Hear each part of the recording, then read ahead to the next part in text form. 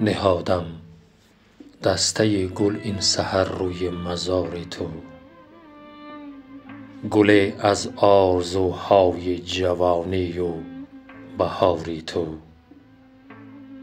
نمی غنجد یگان در گوشه خواب و خیال من، که این آرامگاه توست و ختم روزگاری تو.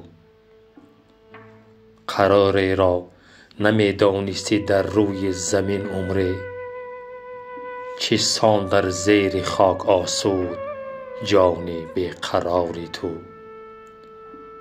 چه دنیایی همین دیروز بر من فاتحه دادی، که هر جای روم باشم به جای یادگاری تو. کنون امروز گورت را زیارت می کنم مادر، اگرچه نیست دیگر در رحم چشمان چاری تو. به پای تربتت بنشسته جوی اشک سر دادم، که رویت سبزه و گل بر مزاری خاکساری تو. بخواندم سوره هم تا که روحت شاد گردانم، که شاید بشنود آه مرا پروردگار تو.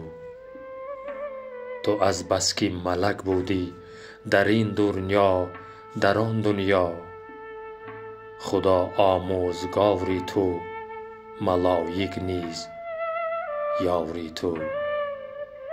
تو با پرسنده ها آنجا مدارا کن برای من، به امیدی که آیم نیز روزی بر کناری